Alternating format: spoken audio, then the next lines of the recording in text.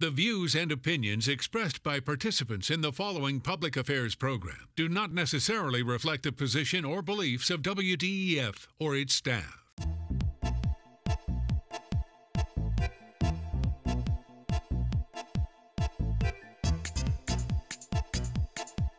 Since 1954, this is Point of View, the world record-holding public affairs program produced at the studios of WDEF-TV Chattanooga and with underwriting community support.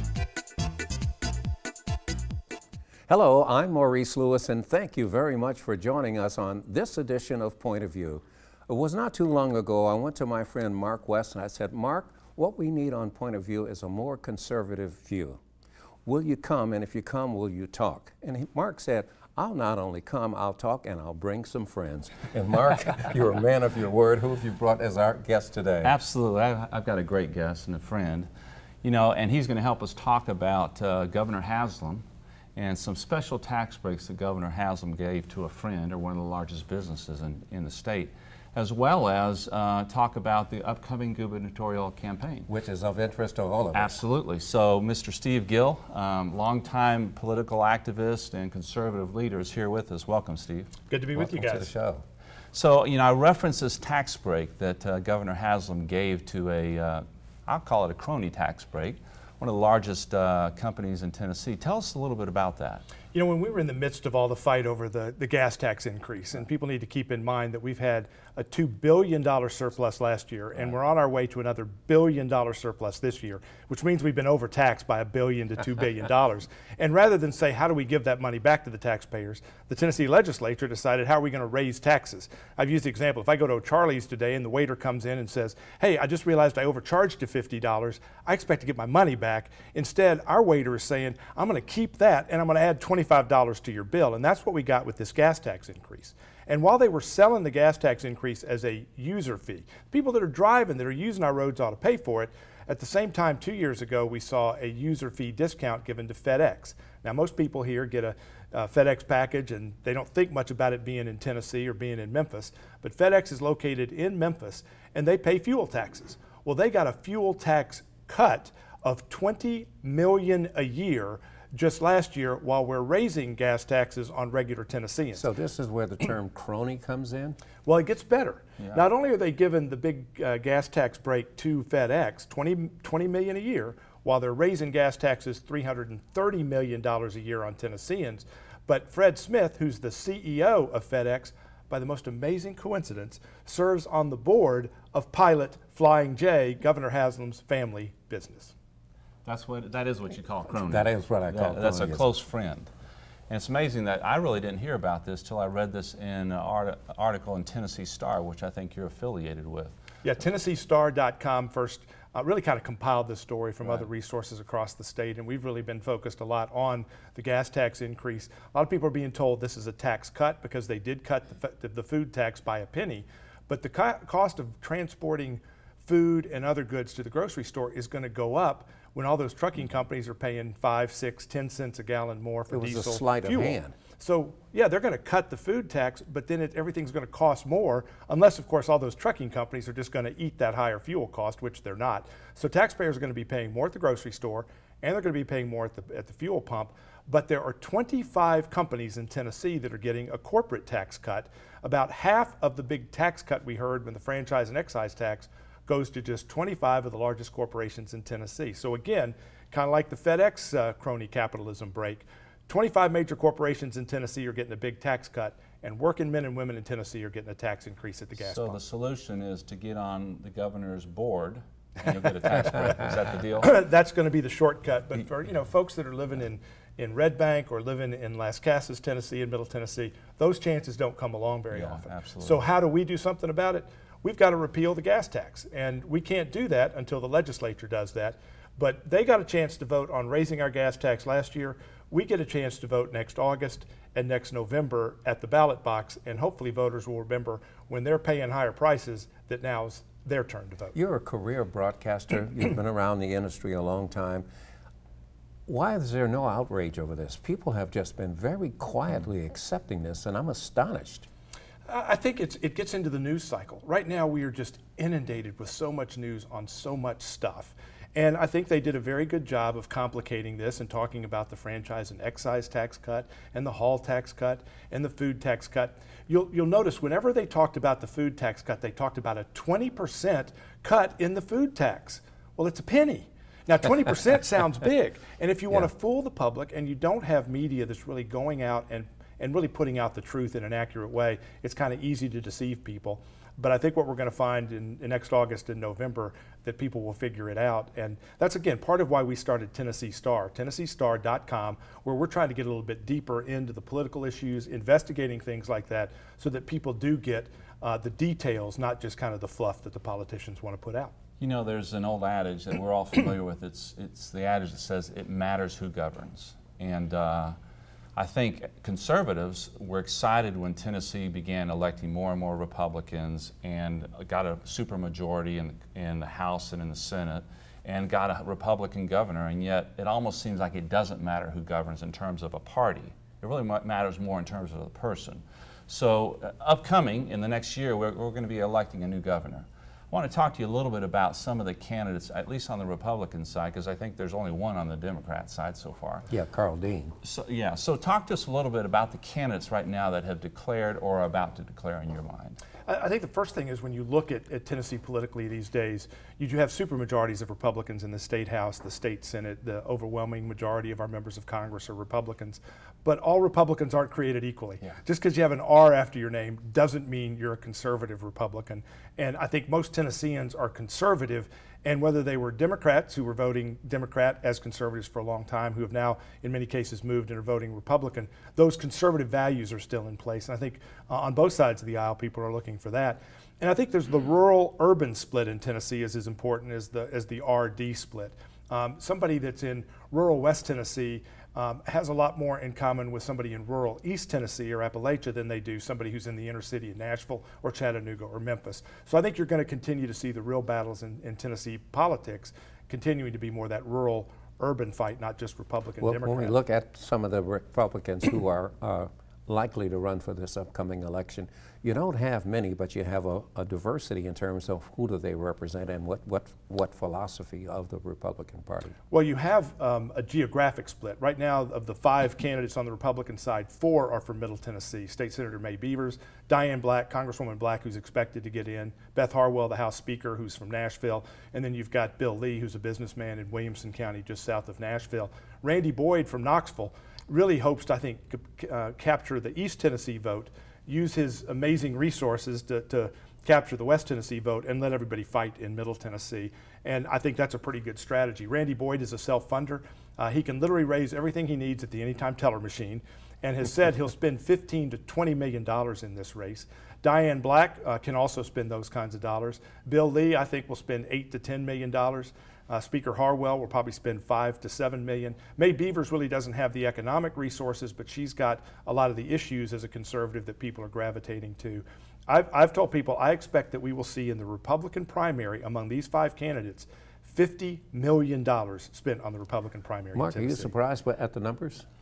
It is shocking, actually, on one hand, but it seems like every campaign and every election cycle, we just see those numbers going up. So really, I'm not surprised. I mean, every time we set a new record, it seems like. And you've got men and women who really want those positions desperately and badly. And you're seeing increasingly it's easier for somebody who can self-fund to get in rather than having to go raise money with a $2,500 or $2,700 cap.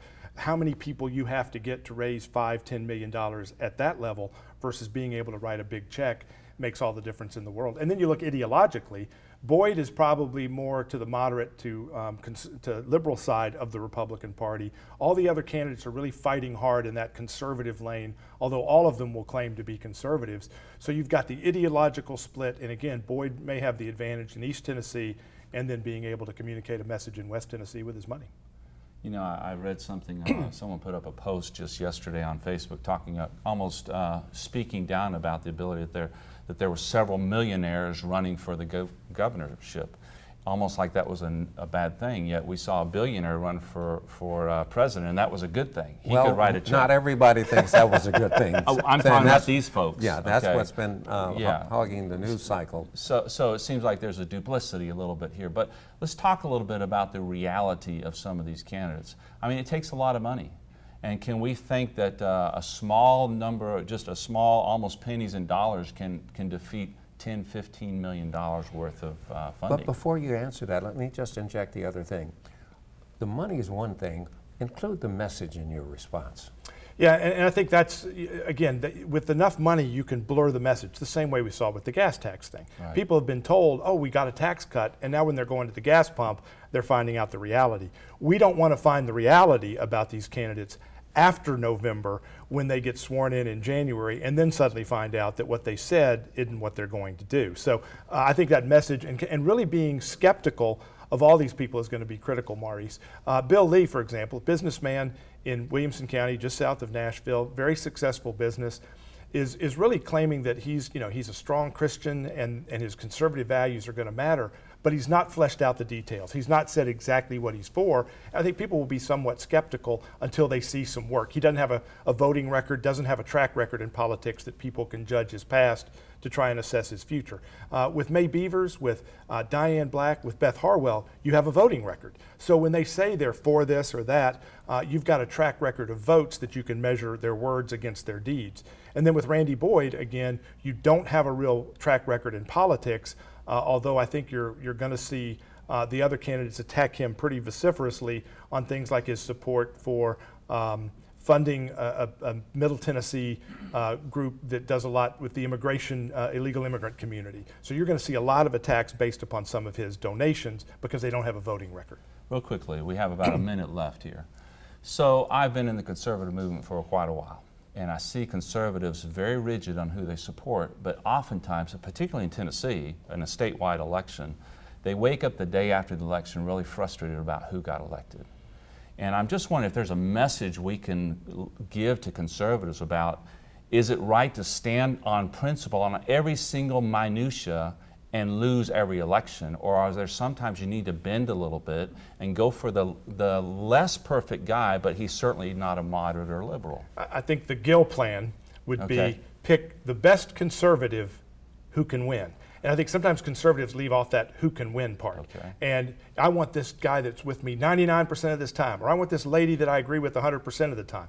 Well, sometimes I change my mind. So you're not going to find anybody who's going to perfectly fit your ideology all the time. So find somebody who is consistent, who is believable, has a track record you can depend on, and who can win. Because picking somebody who is great but can't win is going to leave you on the outside looking I sure in. wish we had more time to consider this conversation, and you will have to come back with us Thanks, again. Maurice. Mark? Thanks, Steve. Really appreciate you being on board and sharing us your views. Listen, coming up next, Mrs. Tennessee, foster care and adoption. Stay with us.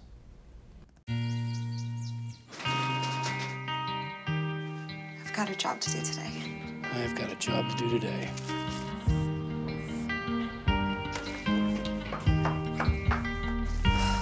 Have a good first day at work, Mom. Your donations to Goodwill fund job training programs right in your community. Feels good to start fresh, right? Sure does. And like that, you're a job creator. Did you know kids who play outdoors have healthier lungs? Totally. Did you know that boys that play with dolls make better husbands? My son has lots of dolls. But did you know terry cloth diapers breathe better? I did. It's totally true. Oh, yeah. Did you guys know statistically friendly kids have more friends? Yeah. That's obvious. Did you know most people think they're using the right car seat for their kid, but they're not? Parents who really know it all know for sure that their child is in the right seat. Visit safercar.gov/the-right-seat to make sure your child is protected. Welcome back to this segment of Point of View. I'm Nayada Cancel, and I'm co-hosting here with Vincent. He's blessed among the women today. With us today, we have Mrs. Tennessee. There is a big difference between Miss and Mrs. Tennessee. Welcome, Mrs. Smith. How are you? I'm great. Thank you so much for having me today. Thank you for making that long drive it's beautiful. here. It is a beautiful drive. First of all, even her answers are good already. No wonder she won. Yes, exactly. What is Mrs. Tennessee, and how does it compare to Miss Tennessee? Well, the biggest difference is I'm married. And as a Mrs. contestant in the international system, you have to be married at least 6 months. And we've far surpassed that in almost 10 years. As well as I have children. I have 2 beautiful children, which on the Miss side, you're also not allowed to have. Correct. And what's the age difference? Miss contestants are 18 to 30. Mrs. is 21 to 56, which I think is really neat because there's so much wisdom in that range. There's so much we can learn from each other. From a male perspective, Shane, I wanted to ask you this question. What are some of the misconceptions associated with the Mrs. International, the Mrs. Tennessee that you often get? A lot of people think that we're all backstabbing and it's kind of out for ourselves. And you're the winner, so what does that mean? It means I did the best. Oh, okay, obviously, okay, wonderfully, okay. No, one of the really beautiful things is we do all work together. This weekend I'm doing a fashion show with my first runner-up. Right. So it's really neat that we do kind of come together and support each other. Excellent. Okay. The truth is that Mrs. Tennessee has a lot of causes, and the next step is Mrs. International. What does that mean for the contestants of Mrs. Tennessee and Mrs. International? What do you do in the community? I was crowned Mrs. Tennessee on April 8th. So I've had the last several months, and I work a lot in the community with the American Heart Association and with foster and adoption groups. So in preparation for Mrs. International, which is in 3 weeks, I have traveled both throughout the state of Tennessee as well as internationally to work with orphanages and children in foster care. You just came back from Nicaragua. One of our conversations that we had recently was after a big trip. What did you do there? Nicaragua will always hold a place in my heart. I've already planned to go back next year. We worked in villages with children. We loved on children and played with children and taught them the love of God through play. Instead of anything else, I did about 27,000 steps a day running in circles with small children. Considering the logistics you just mentioned about the travel and the sacrifice that you have to make, I found out that statistically about 70% of pageants have pageant coaches. And if you are a husband and you have to travel sometimes at your own expense, or you have to travel, family time gone, what do you say to the husband when the wife says, honey, I want to be Mrs. International, and he has to also be a part and support that? What do you say to those maybe skeptical about their wives wanting to be involved in something like this? It's a lot of work. I have an amazing husband who has supported me through this journey. We've been a military family for 20 years, so we've definitely gone back and forth on the support. But my husband does pick up soccer mom duty and... Soccer dad? Soccer dad. Okay, all right, we're getting straight. Okay, all right, all right. And when I was in Nicaragua, he had to take our daughter to practices and take care of the kids, and you just learn to balance each other out and support each other. And so it becomes a family commitment. It really is. Pageants are a family affair, whether it's the cost incurred or the time incurred. So we all want world peace, but every person has something that they stand for. What is it that you stand for as Mrs. Tennessee? My platform is For Every Child, which is foster care and adoption awareness worldwide. We have 153 million orphans worldwide. We have 437,000 children in foster care just here in the US. And 111,000 of those children are up for adoption just looking for homes. So my entire year as Mrs. Tennessee, and hopefully my year as Mrs. International, will be spent traveling and trying to recruit foster parents and adoptive parents and showing people how beautiful this world is. You and I had a conversation prior to the show via telephone, and I was actually upstate, and I was in another commitment, and I just wanted to keep on talking to you because you were so passionate about what you stood for, and that is in-state adoption and in the country adoption and in-state fostering. Why is that so important to you, and how did you come to that conclusion that that's what you loved?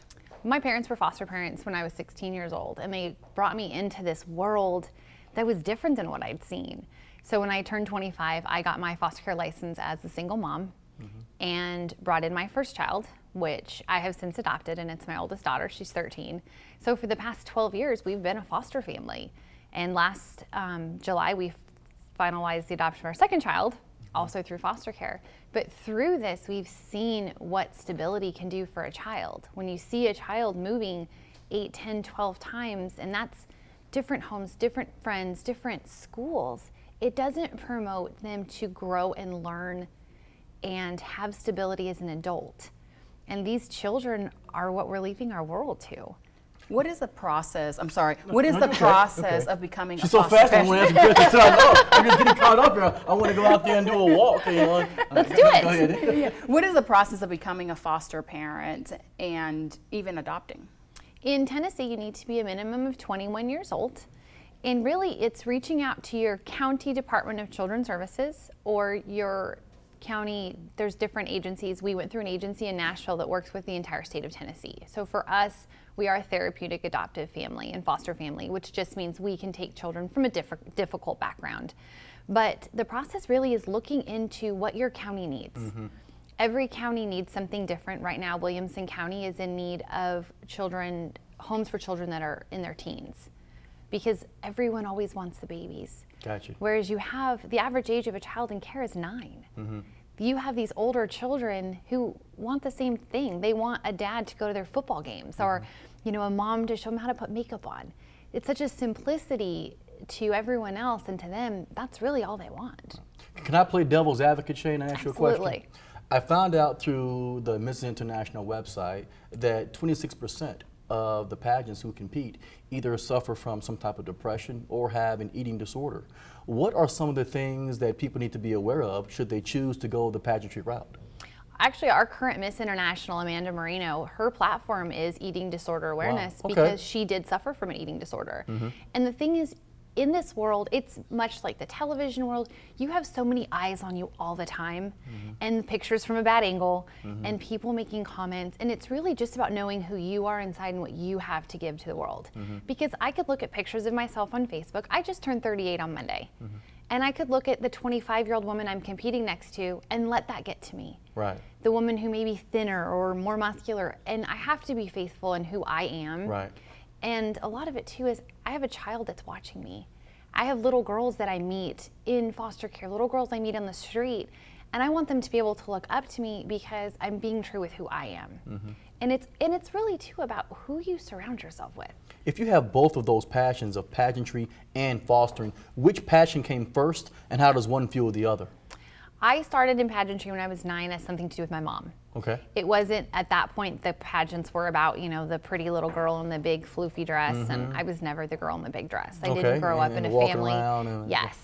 But I didn't grow up in a family with a lot of money, so I was always the girl with the homemade dress, and that was fine because it was spending time with my mother. Gotcha. When I got married and I learned about the international system and how it was all about this fire and passion and how you can use the crown and the sash as a platform. It is, because people love the sparkles. Gotcha. I mean, let's be honest, I love the sparkles too. Clearly, in sparkle, yes. As do I, yes. But because you can use that, I learned through the pageantry that I could use it to make a difference on a bigger scale. I got you.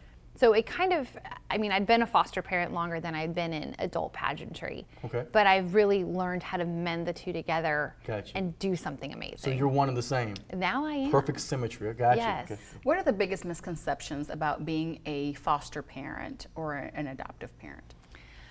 The more of the misconceptions are about the children than the foster parents. I've heard a lot that, there's foster parents that do it for the money, or they do it because they want a pat on the back.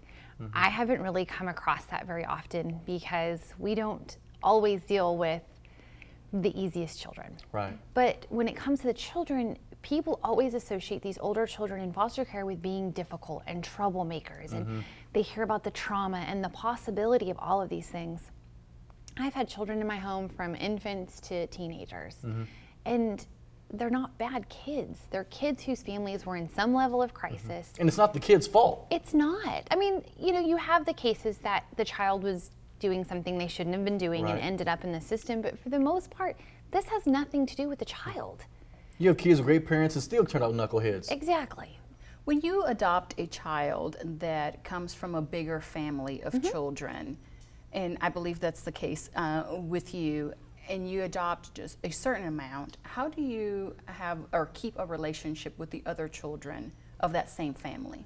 We do have one of our children does have siblings, and what we have found important is keeping in contact with the adoptive parents of the siblings. We've been able to get together when it works for the other children, because it does have to work for everybody. Right. There is a reason sometimes that the children... Like in pageantry, it's a team effort. It is, and sometimes there is a reason the children were not placed together. So you just make sure that it works for everybody. And I have a great relationship with the parents of my child's siblings, and we have been able to get together and talk to each other, and they exchange Christmas gifts. And it is something that's important because in long term it's going to be important for the child.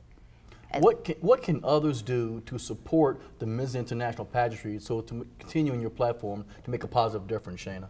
One of the biggest ththings is my website is shanaksmith.com, and on there I have information about how to foster and how to get into it, how to adopt internationally, because it's equally as important. I have information about the nonprofits that I work with, which I work with some amazing organizations that their purpose is to help these kids and be able to provide for them. One of the biggest things right now is pushed through the state of Tennessee. It's the Tennessee Fosters Initiative that Governor Haslam actually came up or signed off on, and it's really helping with getting resources for foster families and adoptive families. Gotcha. Because when you bring a child into your home, sometimes you don't know how to deal with a certain behavior. Right. Just like the rest of it. You have a biological child and your kid's acting up, you call. Not as many coaches for fostering. Right, there's just not. But you can call a friend or a family member. We're looking for people who will be resources. Gotcha. And I think that's something that would be such a huge help and would also help us grow the fostering program, because people would see that support. We don't have much time left, but do you know the percentage or the number of children that need to fostering or adoption in the state of Tennessee? In the state of Tennessee right now, we have about 6,700 children. We have right around 4,000 foster families. Wow, that's a huge number. We want to thank you for being here today and talking to us not only about Mrs. Tennessee, but also about adoption and fostering. And good luck to you with Mrs. International. Yes. Good luck to you. And fostering. Thank you so much for being here. Vincent, always a pleasure to work with you. You as well, Naira. Thank you for tuning in to Point of View, and please tune in next week when we talk about new faces and new perspectives.